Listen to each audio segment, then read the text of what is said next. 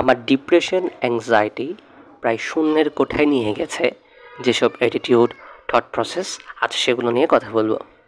আসসালামু আলাইকুম। আপনি যদি আমার চ্যানেলে নতুন হয়ে থাকেন, আমি মোহাম্মদ মিফতাহুল ইসলাম। বিগত 5 বছর পার্সোনাল গ্রোথ নিয়ে নিজ থেকে জানার চেষ্টা করছি। যা শিখেছি, যা নিজের জীবনে প্রয়োগ করেছি, তা নিয়েই এই চ্যানেলে কথা বলি। চলুন তাহলে শুরু করা যাক। সেই প্রথম থট প্রসেস, সেটা হলো মানুষের নেগেটিভ কমেন্টটাকে সামলানো। থট প্রসেসটা এরকম যে মানুষ নেগেটিভ কমেন্ট করবে, আমি তো সেটাকে সামলাতে পারবো না, আমি সামলাতে পারবো নেগেটিভ কমেন্টটাকে আমি কীভাবে গ্রহণ করছি।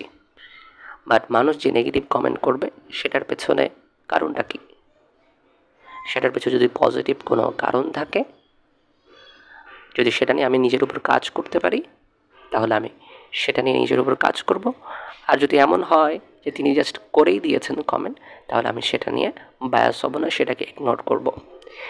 এটা আমি অর্জন করতে পেরেছি 2024 সাল, অর্থাৎ গত বছরের মে মাস থেকে আমি এটা নিয়ে কাজ শুরু করেছি। প্রায় 6 থেকে 7 মাস আমার এটা নিজের মধ্যে অর্জন করতে আমার সময় লেগেছে।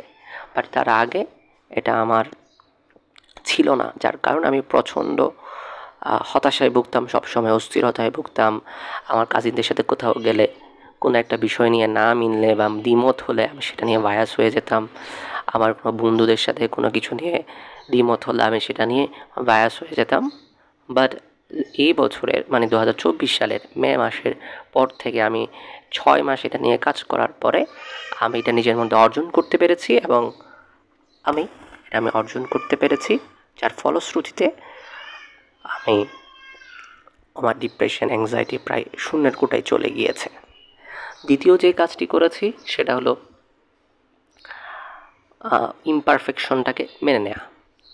আমি আগে মনে করতাম আমাকে সবসময় পারফেক্ট হতে হবে, আমাকে সব কাজে 1 নাম্বার হতে হবে, যার কারণে আমি নতুন কোনো ইনিশিয়েটিভ নিতে পারতাম না, বা কোনো কাজ নিলে সেটাকে প্রচণ্ড সময় নিতাম, অস্থিরতায় ভুগতাম। সামান্য কিছু এদিক থেকে ওদিক হয়ে গেলে সেটা আমাকে খুব বেশি হতাশায় ভোগাতো, অস্থিরতায় ভোগাতো, আর রাগও হতো এর কারণে প্রচণ্ড। বাট এখন আমি ইমপারফেকশনটাকে নিতে পারি, আমি মেনে নিয়েছি আমরা human being, we are not 100% perfect, we are perfectly imperfect. তারপরে যে থট প্রসেসটা বলবো সেটা হলো আপস অ্যান্ড ডাউনসটাকে মেনে নেওয়া। মানে হচ্ছে আমাদের লাইফে আপস অ্যান্ড ডাউনস থাকবে, এটাকে অ্যাকসেপ্ট করতে হবে। আমরা যদি আমাদের যেরকম চাহিদা সবগুলো যদি সেভাবে পেয়ে যাই, তাহলে আমাদেরকে এই পৃথিবীতে পাঠানোর কোনো প্রয়োজন ছিল না। এটা পৃথিবী, এটা জান্নাতও না, জাহান্নামও না। এখানে 100% সুখও পাবো না আমরা, আবার 100% আমরা দুঃখও পাবো না।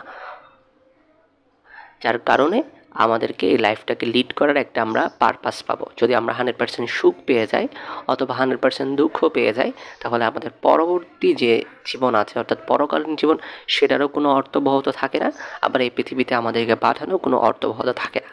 এই 3টা থট প্রসেস বা এই 3টা অ্যাটিটিউড নিজের মধ্যে আনার কারণে আমি আমার ডিপ্রেশন অ্যাংজাইটিকে অনেকটুকু কন্ট্রোল করতে পেরেছি, বা প্রায় শূন্যের কোটাই চলে এসেছে। এর পেছনে কার কীভাবে করেছি, কার হাত ছিল, সেগুলো নিয়ে ইনশাল্লাহ আমরা পরবর্তী কোনো ভিডিওতে কথা বলবো। আগামীকাল আরেকটা ভিডিওতে দেখা হচ্ছে। আসসালামু আলাইকুম।